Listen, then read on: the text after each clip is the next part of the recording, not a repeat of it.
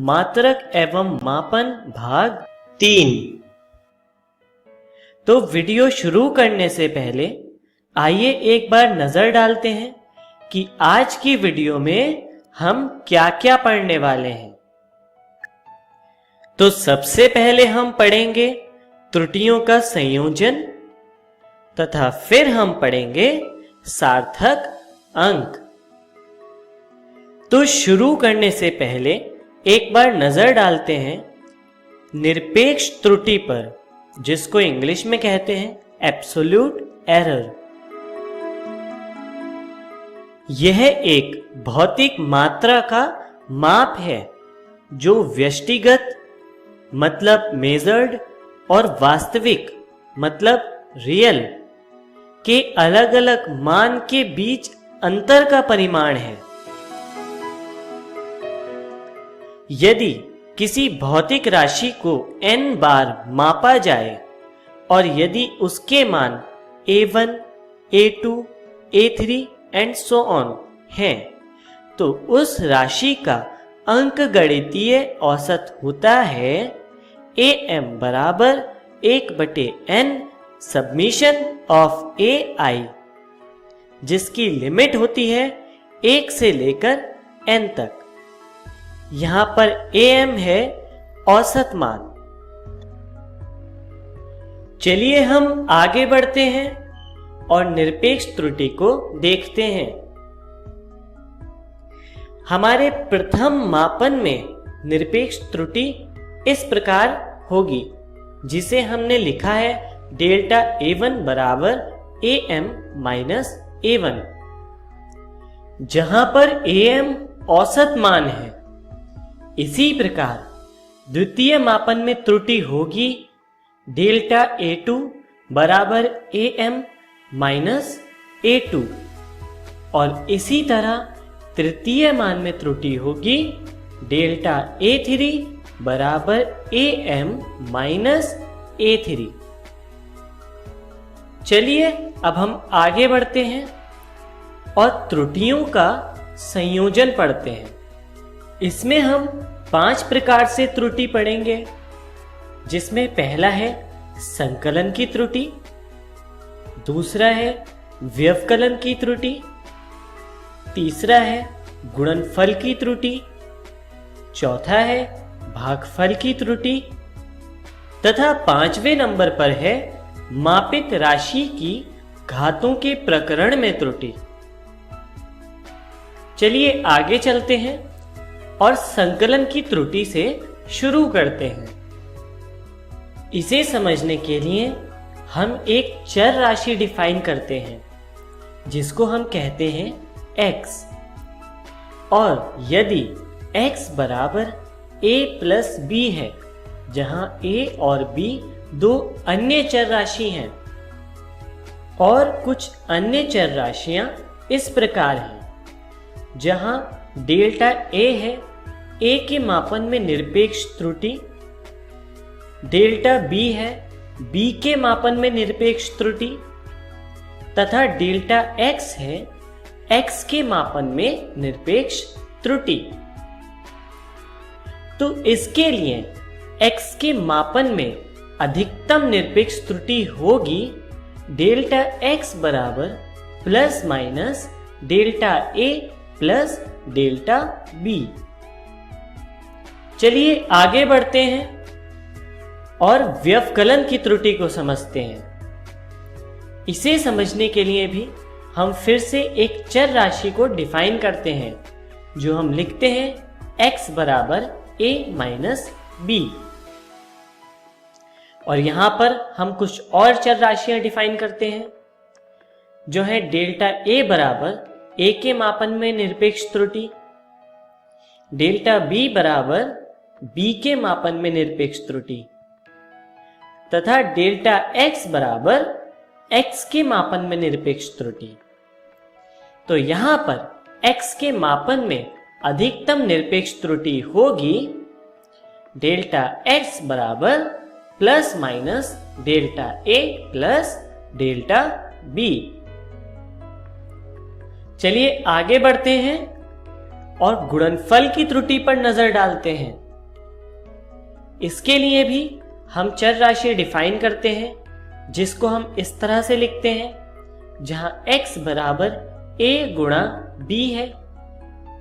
और कुछ और राशियां इस प्रकार है, जहां डेल्टा a है a के मापन में निरपेक्ष त्रुटि, डेल्टा b है b के मापन में निरपेक्ष त्रुटि, तथा डेल्टा x है x के मापन में निरपेक्ष त्रुटि।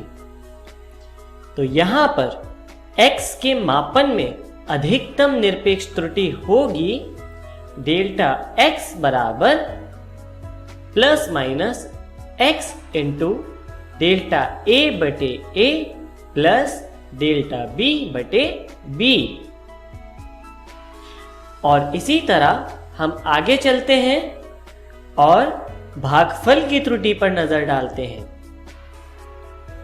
इसके लिए भी हम एक चर राशि डिफाइन करते हैं, जिसको हम इस तरह लिखते हैं, जहां x बराबर है a बटे b के। और कुछ अन्य चर राशियां इस प्रकार हैं, जहां डेल्टा a है a के मापन में निरपेक्ष त्रुटि, डेल्टा b है b के मापन में निरपेक्ष त्रुटि, तथा डेल्टा x है x के मापन में निरपेक्ष त्रुटि। तो यहां पर x के मापन में अधिकतम निरपेक्ष त्रुटि होगी डेल्टा x बराबर प्लस माइनस x गुणा delta a upon a plus delta b upon b। चलिए अब आगे देखते हैं मापित राशि की घातों के प्रकरण में त्रुटि। इसके लिए हमने एक चर राशि डिफाइन की है x बराबर a स्क्वायर, जिसको हम गुणनफल के रूप में लिख सकते हैं a गुणा a। और यहां पर डेल्टा a होगा a के मापन में निरपेक्ष त्रुटि, तथा डेल्टा x होगा x के मापन में निरपेक्ष त्रुटि। और यहां पर x के मापन में अधिकतम निरपेक्ष त्रुटि का मान होगा डेल्टा x बराबर प्लस माइनस 2x गुणा डेल्टा a बटे a। चलिए अब हम आगे बढ़ते हैं और सार्थक अंक पर नजर डालते हैं। सार्थक अंक को इंग्लिश में कहते हैं सिग्निफिकेंट फिगर। लिखित मापित मान के कुल विश्वसनीय तथा अविश्वसनीय अंकों के योग को सार्थक अंक कहते हैं। चलिए इसको उदाहरण से देखते हैं। उदाहरण हमने लिया है समय का, जिसे लिखा गया है t बराबर 256.47 सेकेंड। अब यहां पर संख्या 2, 5, 6 तथा 4 विश्वसनीय अंक हैं, तथा संख्या 7 अविश्वसनीय अंक है। और इसीलिए यहां पर कुल विश्वसनीय अंक हो गए 2, 5, 6, 4, मतलब कुल 4 अंक, तथा अविश्वसनीय अंक हो गया 7, यानी कुल 1 अंक। तो यहां पर कुल सार्थक अंक हो जाएंगे 4 + 1 मतलब 5 अंक। तो चलिए आगे बढ़ते हैं और सार्थक अंकों से संबंधित अंकीय संक्रियाओं के नियम पर नजर डालते हैं, जो कि इस प्रकार है। नियम 1, सभी शून्येतर अंक सार्थक अंक होते हैं। शून्येतर का अर्थ है नॉन जीरो। चलिए इसे उदाहरण से देखते हैं। उदाहरण में x का मान है 359, जिसमें कुल सार्थक अंक होंगे 3, क्योंकि इसमें सभी अंक शून्येतर हैं। चलिए आगे चलते हैं और नियम 2 पर ध्यान देते हैं। जिसके अनुसार यदि किसी संख्या में दशमलव है तो दशमलव की स्थिति का ध्यान रखे बिना किन्हीं दो शून्येतर अंकों के बीच के सभी शून्य अंक सार्थक अंक होते हैं। चलिए उदाहरण से समझते हैं। उदाहरण है x बराबर 22.0039। तो यहां पर कुल सार्थक अंक होंगे 6। चलिए आगे चलते हैं और नियम 3 पर ध्यान देते हैं, जिसके अनुसार यदि कोई संख्या 1 से छोटी है और वह दशमलव बिंदु से दाईं तरफ है तो प्रथम शून्य के बाईं ओर के अंक सार्थक अंक नहीं होते हैं। चलिए इसके लिए भी हम एक उदाहरण देखते हैं। उदाहरण है x बराबर 0.0039। तो यहां पर कुल सार्थक अंक हो जाएंगे 2।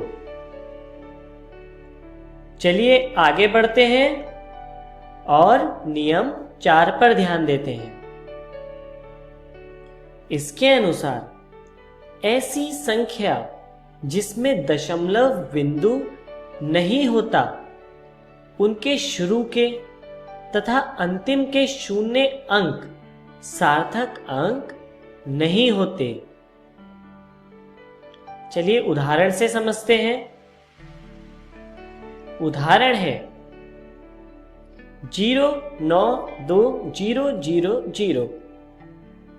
इस पूरी संख्या में कुल सार्थक अंक होंगे 2। तो चलिए हम आगे बढ़ते हैं और देखते हैं कि आज की वीडियो में हमने क्या क्या सीखा। सबसे पहले हमने पढ़ा त्रुटि विश्लेषण। उसके बाद हमने जाना सार्थक अंकों के नियम। तो चलिए आगे बढ़ते हैं और देखते हैं कि अगली वीडियो में हम क्या सीखने वाले हैं। तो अगली वीडियो में हम जानेंगे भौतिक राशियों की विमाएं। धन्यवाद।